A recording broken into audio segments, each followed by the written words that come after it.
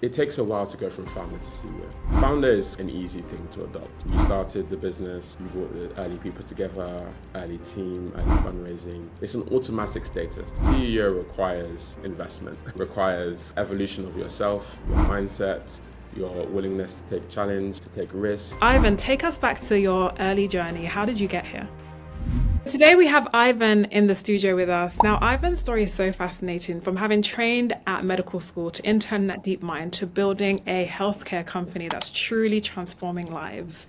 Ivan, take us back to your early journey. How did you get here? Really a pleasure to be here, and thank you both for having me to share a bit more about our journey. So my journey started at medical school. The goal was to become a surgeon, but that didn't happen because I became more interested in the healthcare system than I did treating patients, mainly because the system was getting away in the way of enabling patient care, and there were more barriers than enablers. And there was a real opportunity to look at how do we flip that so that the system was doing more to help care rather than prevent it from happening. And also I just saw that the way we were practicing medicine wasn't the right type of way. We were waiting for problems to appear rather than using the information that we have, that we've been collecting over the last 60 years since a lot of healthcare records have been digitized. We don't use that data to actually deliver care when we should be, because there isn't enough doctors. There will never be enough doctors in order to look after patients. Therefore, the only way is to prevent people from needing that care. And so the combination of all of those things, both understanding the system was a barrier, understanding the model of the care wasn't the right care, and understanding that the people to enable it actually weren't empowered or actually didn't have the right ideas to do it, gave me a sense that I should probably put myself forward, at least to think about potential solutions and then see where it could go. And so that inspired me to think about medicine by itself wouldn't be enough to solve this. I became a doctor and tried to solve this, it wouldn't be enough. And so I decided that I needed to study other subjects. And the one that I looked to was first technology, but I specifically doubled down on data science because I said you can have all the software in the world, but really it's only as good as you use the data to make decisions, because as a healthcare practitioner, I make decisions on data from the patient. So if we're going to change the system and how we make decisions, we need to use other forms of data to change that. And so I decided to study data science. That was very clear to me. And by studying data science, I had an opportunity to compare and contrast both worlds, how medicine thinks about patients, how data thinks about patients, and really the opportunity to combine the two together. Luckily, I was sponsored by the team at DeepMind through various conversations and meeting the right people at the right time.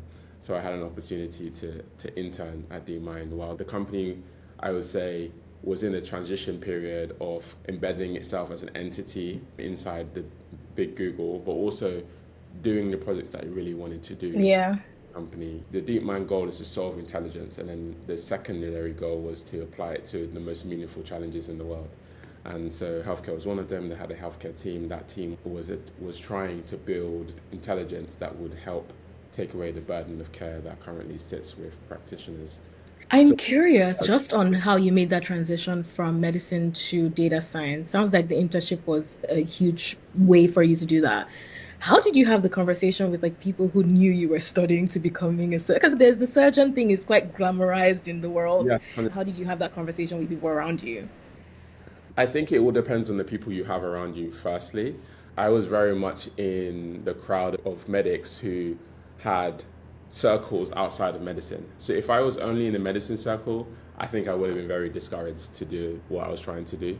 But I embedded myself in a community of doctors who were entrepreneurial. So they had already started businesses, they were already venturing beyond medicine or complementing their medical skills with other skills.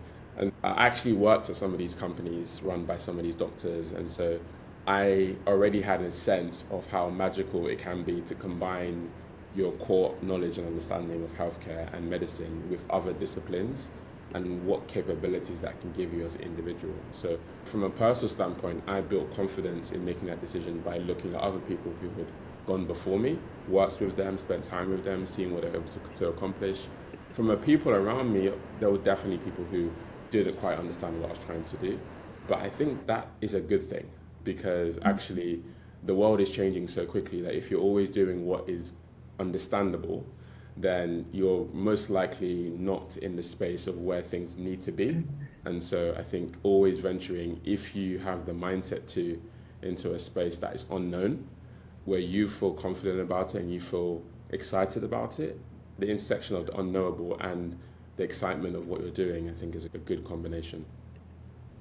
Now, you speak to how when you when you were training in medical school, you realized all the challenges within the field. Just curious, how did some of your experiences at DeepMind and Ada Health really influence your approach in building Suvera? And when did you have that aha moment in terms of what you really wanted to set out and build? And maybe to add to that, if you could give us a bit of what Ada Health did at the time and also DeepMind for listeners who don't know those companies. Yeah, the insight into what I wanted to do actually came about from a personal need to find a project to work on. So at medical school, you have an opportunity to select components to complement the traditional study that we're given. And it's called SSCs at UCL, which is a student selected components. And all the SSCs I had no interest in. They were like 20.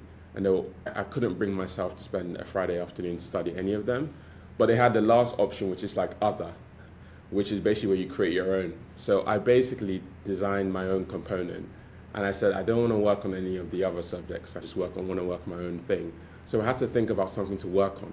So that was the forcing function, was something to work on. And then I looked at all the problems that I'd seen interning and working other places. And the problem that was very clear to me was medication was a foundation of how we treat patients. Yet there's a known understanding that patients don't engage in medication for the long term for various side effects, for lack of compliance to the instructions. And it was a problem that we just accepted as part of treating care. Whereas I wanted to understand, why do we accepted poor adherence to medications when we spend billions on it every single year?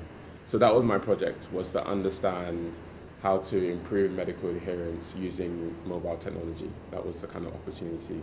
I designed it, I created it, I had to find a supervisor for it. So that was a driving function. And doing that project and spending every Friday afternoon for 8 weeks working on it helped me to understand what potentially we could build. I guess for my internships, my confidence in thinking about those problems came about from understanding how the businesses that I was working operated. So Ada Health had a triage platform, which essentially allows you to type in symptoms, any form of symptoms. It's a conversational AI. It was a Bayesian reason algorithm, so that basically what they had done is spent 10 years building a probability kind of graph of every symptom connected to most conditions. And so it was a knowable kind of algorithm that you could point to reasoning, and that was their differentiation. And that was, when I first saw the demo of technology, that was very clear that had huge potential. So I was working on the team to help figure out how does that fit into the UK market. They were coming from Germany to the UK, and there was a lot of translation that needed to happen for that technology. At DeepMind is a research company, and although they're a business under a bigger business that is Google, they're essentially a research branch of Google. And so when I came there, they didn't have the same constraints as Ada. Their constraint was ideas and the speed to delivering those ideas. But they began to think about DeepMind beyond just research and products, and actually thinking about how intelligence can sit in the hands of people, not just be read by academics and developers and people in the AI space. And so for there, I learned about the complexity of building technology that is revolutionary from a technical perspective, but doesn't necessarily translate automatically into reality. And so the two lessons for me was how technology is powerful, but for me only as good as you can translate it. And so I had my both mindset around the power of technology, but also the power of working hard to translate it effectively. Yeah, the economics of it, even in a sense. One question that I had was, given this came from almost like your research topic, what eventually became the startup that you founded now, Suvera, what was that transition like? There are some founders who go through the entrepreneurial route, through the academia route, like something that they have to research and build a prototype. So tell us a little bit about that journey from the research to the first version of the product, maybe. Yeah, so the research that I started was very basic. It was trying to understand why this device that we hold every single day wasn't helping us to take very important medications, or at least to understand it every single day. I didn't understand why we didn't where we hadn't made that connection. And there were a few apps in the App Store that were trying to solve that, but for me, not enough. So I was trying to use research to understand the barriers to medicine adherence. And basically what I learned is that patients are driven by two things, we are all driven by two things, which is intrinsic motivation and extrinsic motivation. So intrinsic is your self-desire to want to do something. Extrinsic is like external pressure or drivers to make you do something. And so that is the same for patients. And I realized the most powerful was actually using extrinsic motivation to drive intrinsic motivation. So finding something external that will drive an internal drive that was more sustainable. And so that was my conclusion from my research, is that there wasn't enough extrinsic motivation that was driving intrinsic motivation for treatments. And so that led me to think about what's the most powerful extrinsic motivation we have is community, so other people who are in a similar situation, or position of authority, so doctors, and their ability to actually say, this is something you have to do. And I've seen that in family situations, those two things tend to work. And I looked to opportunities of working closer to providers and actually helping them to help patients, because by doing that, then I think we'll be more effective. So there wasn't really a business in it. I eventually thought about a business because I joined an accelerator at university called Kickstart London. We were part of the first cohort. I didn't think too much of it, to be honest. It was just an interesting way. I had been doing this research. I had typed something very basic. And then I saw this email to join Accelerator that was combining UCL, Imperial, and LSE. The idea was business, technology, and humanities to create kind of compelling startups. And so I joined, and then we started to think about it in the context of a business. No, I love that. And so it sounds like you were really driven by the mission. So you're trying to solve a problem. The idea of starting a business hadn't really crossed your mind, it seems, Not really. until doing the Yeah. accelerator. What were some of the biggest assumptions you made about the healthcare systems that turned out to be wrong? And how did you navigate that? And how did that shape how you went about actually building Suvera, going through that accelerator and so on? It's a great question. And I think these assumptions are the death of most ideas in any industry, because you always come with preconceptions around what should be right, what should work, what people should pay for.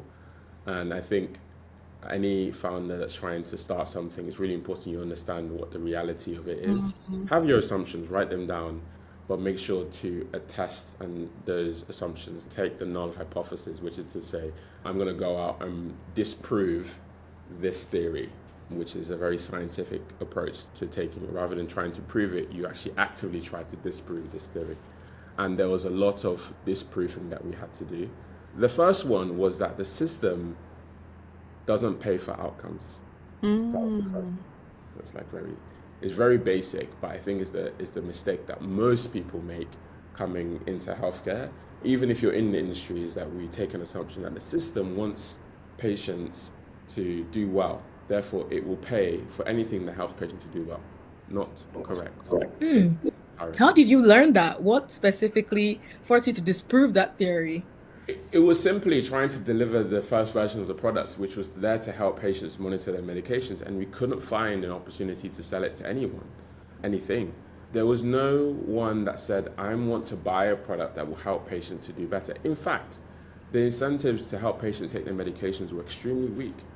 From a doctor perspective, if a patient takes more of their medications, it means that they are likely to experience more side effects. It means that you have to do more monitoring of those medications. There is actually more work trying to engage the patient, and you don't actually get anything more other than the patient is better controlled, but their incentives for better controlled patients are also very weak. From the payer's perspective, that's more money. I'm spending more now on medications if you're taking all of them. And from the pharma perspective, patient that's well adhered is on a treatment, yes, for a longer period of time. And that was the only angle where we could have alignment. But pharma then doesn't have it as their responsibility to drive that kind of outcomes. It's the healthcare system kind of responsibility. So there is a lack of alignment of what patients want and what we want to achieve as a healthcare industry, which is better patient outcomes at reduced cost versus what we actually pay for in the system. And I guess Incredible. maybe this is a good point to explain what Suvera actually does today. And then I'd Yeah. love to understand how you navigated those complexities of the NHS, because I know that you're working with a number of GPs today. Really want that partnership piece and how anyone building within the healthcare space can truly navigate that. Yeah. Suvera is a proactive care company. So we've built technology and care delivery to proactively manage patients living with long-term conditions. So the problem we got to was that patients who take the most medications cost the system the most. In the short term or long term? Is there a balance there? So both. So if you're on a lot of medications, it's because you have a lot of conditions to treat. And if you're on a lot of medications now, you're likely going to be on even more later. And so both short term and long term, any patient on more than 4 or 5 medications is at risk of being on 10 medications and being in hospital every other year. And so for us, we built the connection from medications to the costs of those medications in the context of managing that patient. Like the medication was just one cost line. There was the people, there was the resource, there was the medical devices. And so we basically said, how do we mitigate those costs in the system? Because really there isn't enough money to keep looking after these people. The UK population, 60% of the growth in the UK population over the next 10 years is going to happen for people over 60. So that is the majority of the people that take up most of the costs in the system. And the take up is not the right kind of terminology, but more to say that the nature of our system means that we spend more there, when in reality, a lot of it is preventable. So diabetes is preventable, high blood pressure is preventable. All of these things are preventable, and the treatment's actually very cheap. So we know what to do. The treatments are not expensive. So why is the patient then expensive to manage? And it's the reason because we're late to manage them, and we're not managing people often enough. And so we wanted to create an early and often system that would work early to find people who are at risk of conditions, treat them earlier, and then keep them away from the hospital. Now that sounds like fantastic, but the problem was the system isn't aligned to enable any of that because the system pays for activity. So if you don't have a problem, the system doesn't pay for it because you need to have a problem to see a doctor, and in order for me to prescribe medication, and for me to pay the doctor to see you. And so how do you create a system that is early before you have an issue in order to be paid? That was the big problem. And so we worked in an area in primary care where we felt like there was alignment in primary care in the UK, and actually in some areas of the States and other healthcare markets, GPs are paid on a capitated fee. So it's a fixed fee per patient. So if you see that patient 20 times, if you see that patient no time, if you see that patient once, you get paid the same. Therefore, you're incentivized to actually deliver the best care with the minimal amount of resource.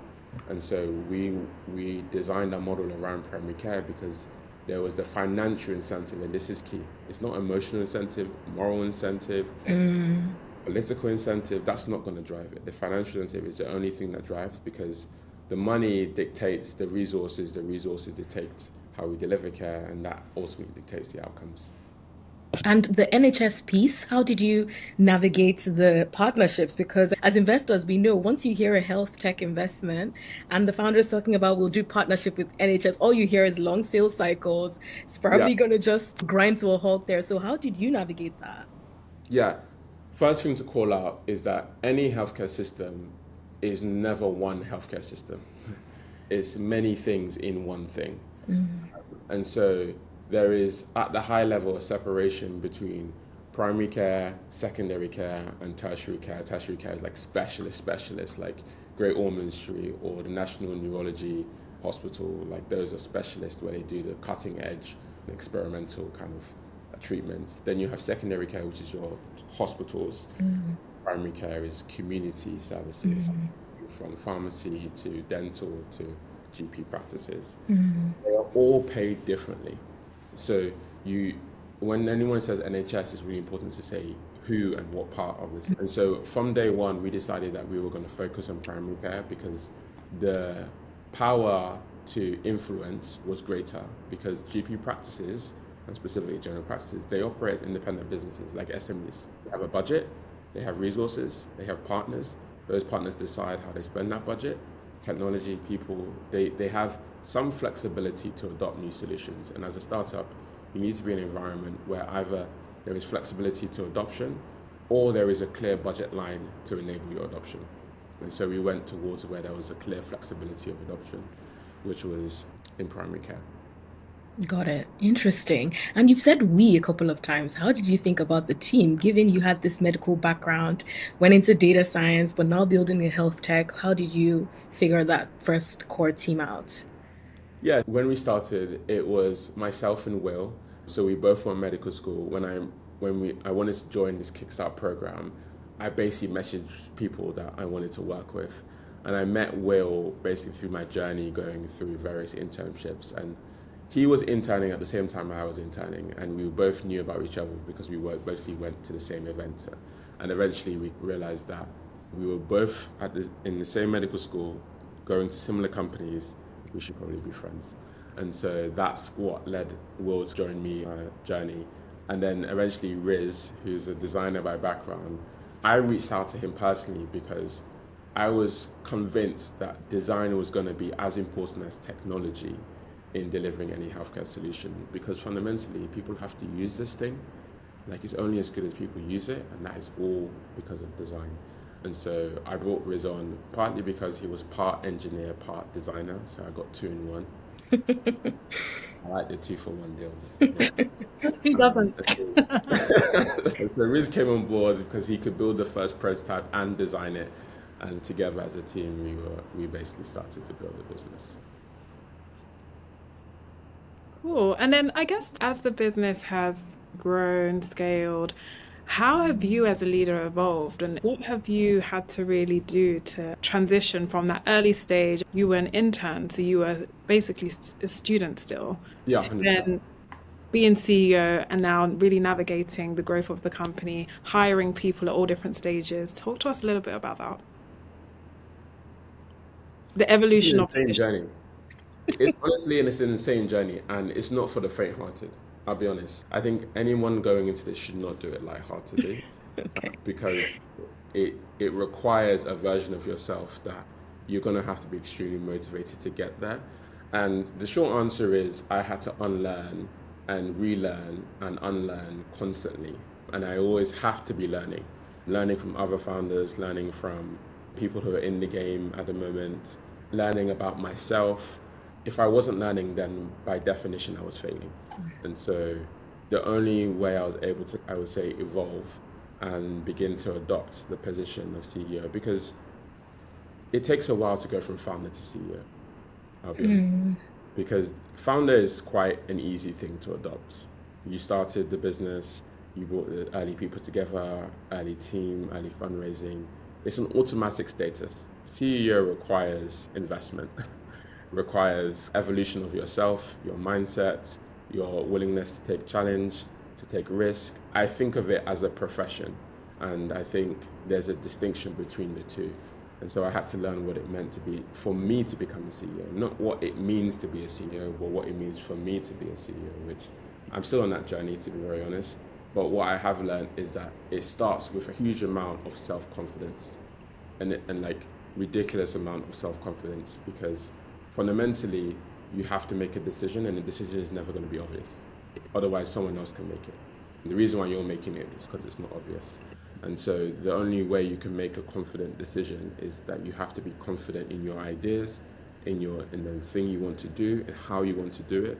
And if you lack that confidence, or you're not able to get there, then everything becomes hard, because you're second guessing every decision. You're hedging your bets against something going wrong completely, rather than committing to a direction. Your team, then you can't really bring them around and say, we're going this direction, believe in me, believe in us. And so all those things require a high level of self-confidence, and that takes time to build. I don't think you can get there like overnight. It requires a consistent time and effort to get there. And personally, I built that self-confidence by doing it, making mistakes, and then feeling what it means not to listen to how I feel about something and not believing in that. And the second thing is just learning from other founders. And obviously that's why conversations like this are really helpful. Every weekend, probably for the last few years, I've been listening to founders, small, medium size, large, everyone, about how they made that transition. And some of their advice is rubbish. Some of I knew that already. Some of it is, oh my goodness, that is the real unlock to help me move to the next stage. I love that. I'd love to talk about fundraising. You'd mentioned a little bit about it. You talked about the accelerator, Kickstarter. Did that come with funding? And how did you get that first bit of funding to at least get you off the ground, get the first product, first customers, etc.? Yeah, no, I wish the accelerator came with funding. That would be nice. But it came with zero funding. It came with the connection to potential funding, which was a start. So we pitched and we pitched and we pitched. And I actually am very grateful that we went through the process of having to pitch for everything because it really built a resilience of communicating our ideas. I think another thing that founders, I think, struggle with is having the idea here and not being able to get it into the other Yeah. person's head. Like that, there is a space that you need to travel in order to do that. And I think Yeah. the only way to do it is by keep saying it. Yeah. It's the only way. Yeah. Until the other person, you learn their reaction and how they think about your idea and whether it actually makes sense. And yeah, no, fundraising was a journey of learning the game of fundraising because it's a different game to company building. And this is another thing, is that as part of building a business, in the way where you're raising funding, there are other ways to build businesses. And I think it's important that when we have conversation about fundraising, we talk about that you don't have to fundraise to build a business. It's an option. If the business is big enough in its potential and if the investment allows you to get to there effectively, then it's worthwhile doing. But if you do decide that you're fundraising, it's not the same game as building a business. Like they are linked, but they're different skill sets. And there are some founders who are amazing at it and some that are not.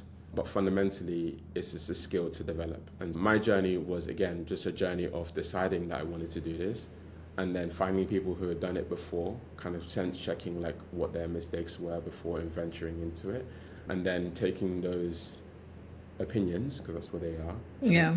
and my approach. So we started small. The first pre-seed check was 100K. That was led by the team at Ascension. And to be honest, we weren't getting anywhere with that until a friend of mine made an introduction to someone at Ascension, and it was a warm introduction. I remember going to the interview with them. I was still in scrubs. I was coming from Royal Free. It's a true story. To Piccadilly, because that's where the office is. I didn't have time to change because I just came out of. Basically, I was delivering a baby. This works Oh, so well. wow. It worked so well. Basically, I turned up in scrubs. I was like, I'm so sorry. I was delivering this baby. Icebreaker. And then basically the guy just after that sentence, I think that was enough. Take the money. Take the money. I was like, just take the money. um, so that works really well. But after that, yeah, it's fundraising is never easy, and I think people who say it is they're abstracting away a lot of the challenge towards it. But yeah, it's a game in itself and requires a skill set to do it well. One thing that we really like to do on this podcast is get into the real and the raw. Today, Suvera has over 100 GP practices, like hundreds of GP practices that you're working with. Before you got to this point, were there moments of time where you wanted to change direction, pivot? And what are some of the maybe mistakes or challenges you faced along the way that have really become valuable lessons that you want to share with entrepreneurs following the path? Yeah. So every single year on the company for the last 3 years, at the end of the year, I present all the iterations of Suvera to this point. So I think we're at number 10 this. And the reason being is to remind everyone that the journey to where we are didn't just happen like suddenly. It was like a slow progress of slowly chipping away at this stone until it like gave way to something meaningful.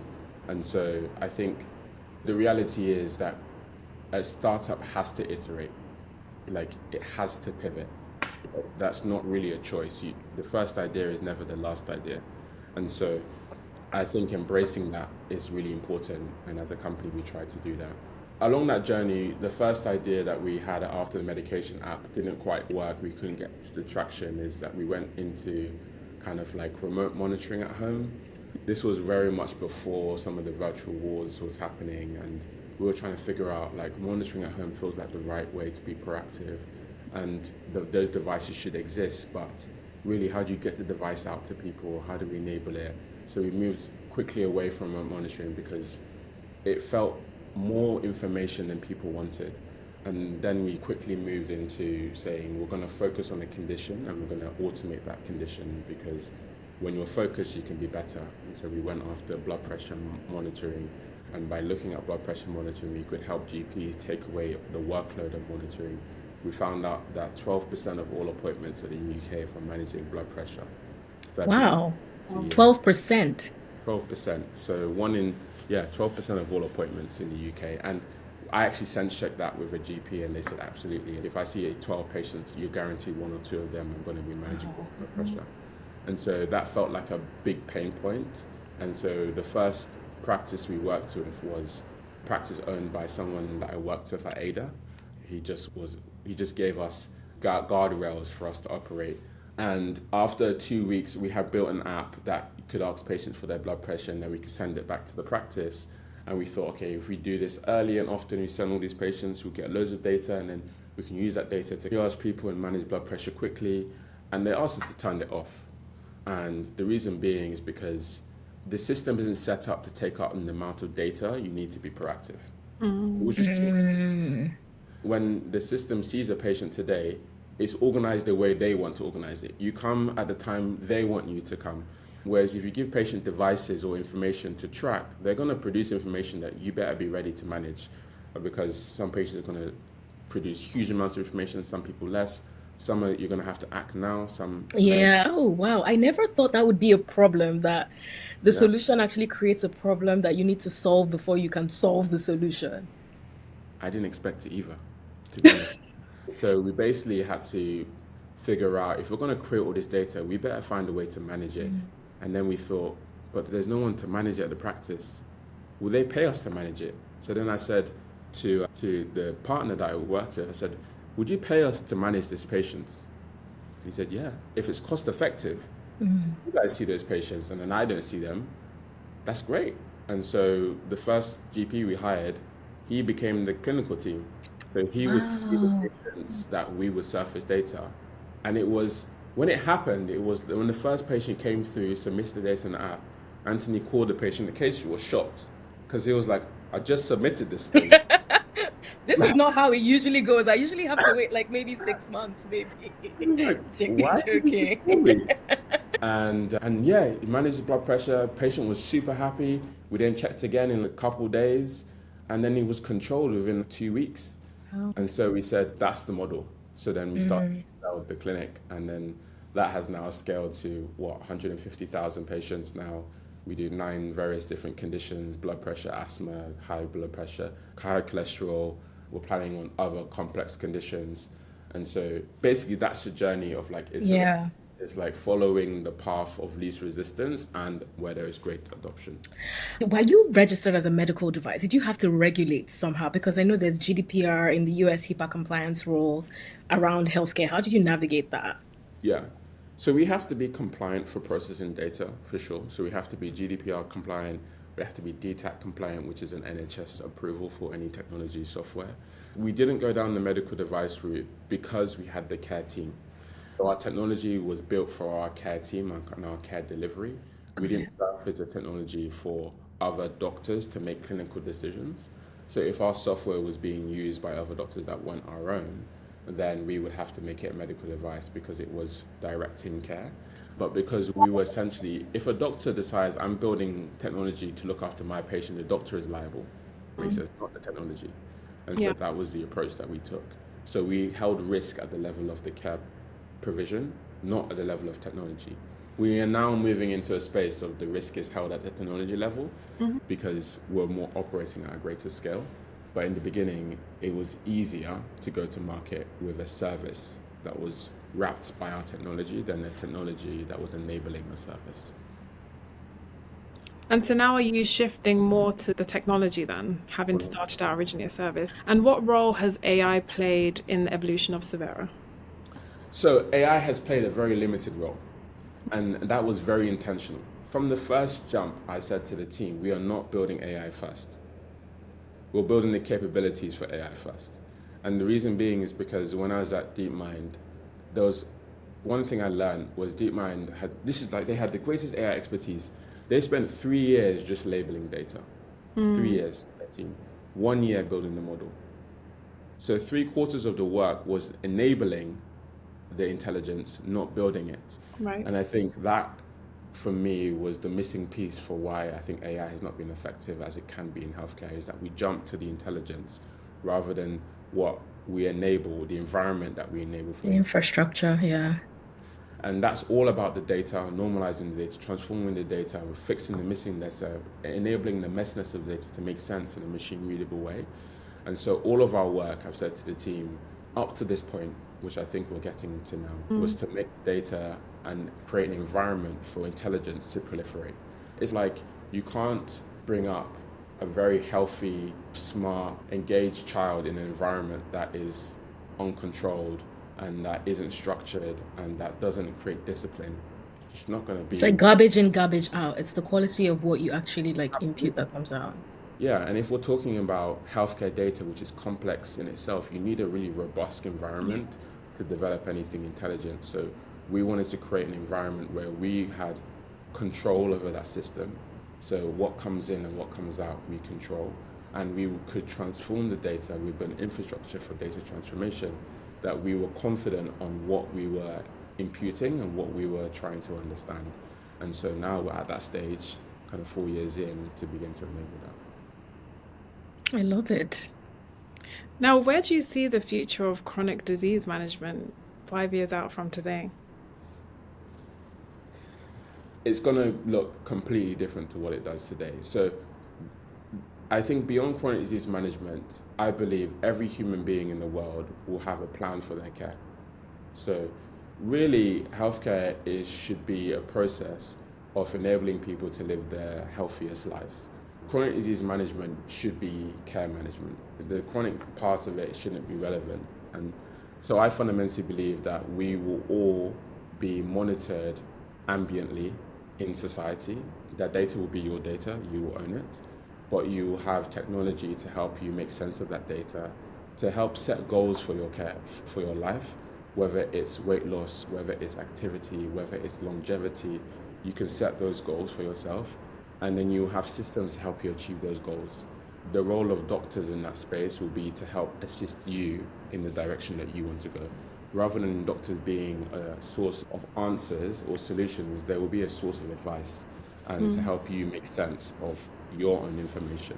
So we fundamentally believe that your mobile phone, the devices that you hold will become medical devices. They will track all the things that hospitals track, and you will be able to essentially take direction into your care. And so what we're trying to do at Suvera is enable that, but do it in a way that the system can manage. Because I think that you can build a consumer business doing that for people in isolation, but the real impact is helping the system to do that for patients.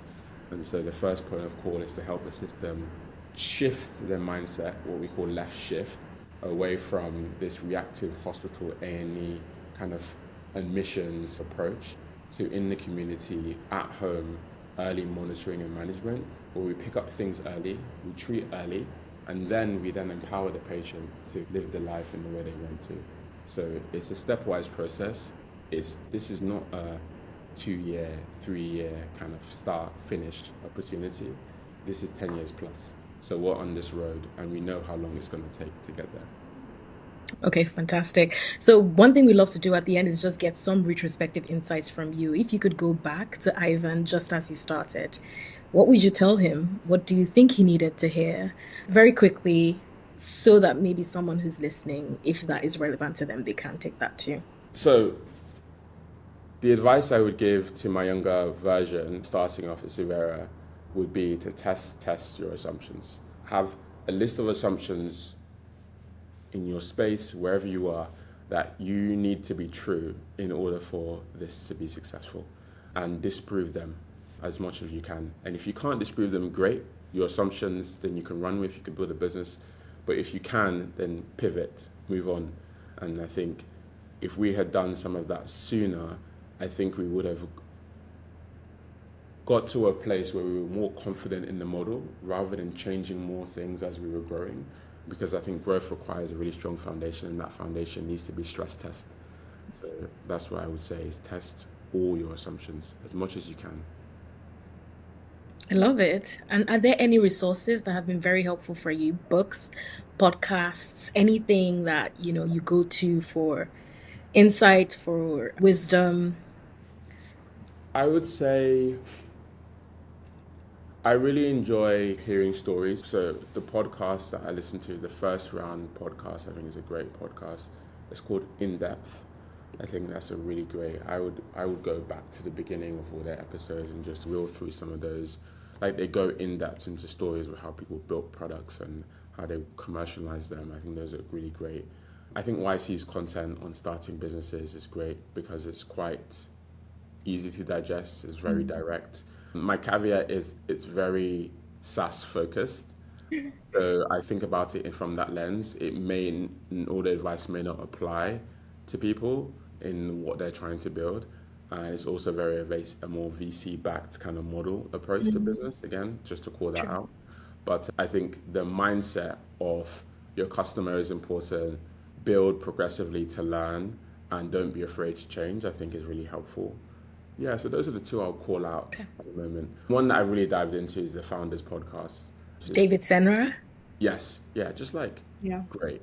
Yeah, okay. Any books? Oh yeah, again, biographies. Shoe Dog, amazing. Phil Knight. Steve Schwartzman, What It Takes, is a fantastic book also. Obviously, he's building a PE firm, but the mindset is like phenomenal. Tony Hsieh from Zappos, just a phenomenal book. That book is what taught me what it meant to be resilient. There were 2 points in that book where I thought this guy would give up. He kept going. It's like, it's fine. This would have been the part where you can give up. I would have signed it off time ago. But he kept going. So that was a big lesson to me. As soon as I believe I'm ready to sign off, I'm like, no, be Tony. Be Tony. Just keep going. I love it. I love it. Thank you Thank you so much. It's been Pleasure. great. Thanks for having me. Leave a review. Tell us what you think of this episode on all of our platforms at the Startup Leap Pod. Do you have a question? Ask us and we'll ask our guests. Go to thestartupleap.io. See you next time.